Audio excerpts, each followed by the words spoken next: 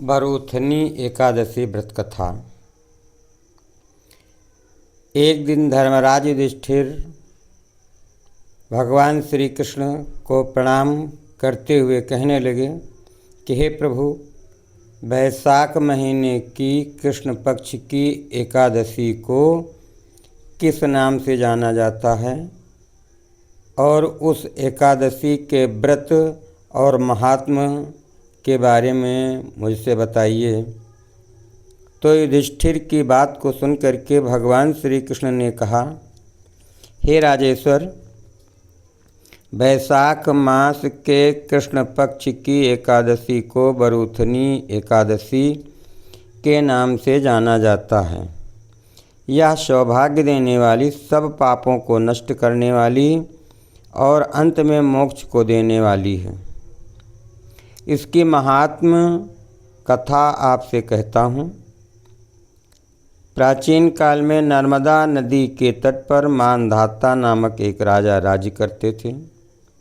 वे राजा बहुत ही दानशील और तपस्वी थे। एक दिन जब राजा जंगल में तपस्या कर रहे थे, तभी न जाने कहाँ से एक जंगली भालू आया और राजा का पैर चबाने लगा। राजा पहले की तरह अपनी तपस्या में लगे रहे। कुछ देर बाद पैर चबाते चबाते भालू राजा को घसीट करके निकट के ही जंगल में ले गया। राजा बहुत घबराए, मगर तपस्वी धर्म का पालन करने के कारण राजा ने भालू पर क्रोध नहीं किया और ना हिंसा करने का ही कोई प्रयास किया। राजा मानधाता भगवान विष्णु से प्रार्थना करने लगे। बड़े ही करुण भाव से भगवान विष्णु को पुकारा। राजा की पुकार को सुनकर के भगवान श्री हरि विष्णु प्रकट हुए और उन्होंने चक्र से भालू को मार डाला।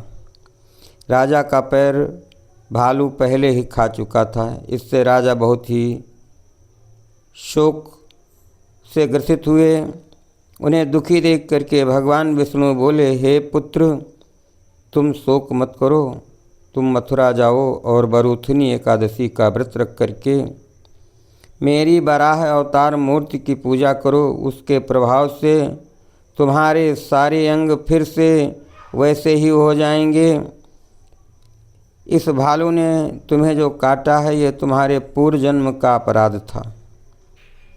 भगवान की आज्ञा मान करके राजा मानधाता ने मथुरा जाकर के श्रद्धापूर्वक बरूथनी एकादशी का व्रत किया।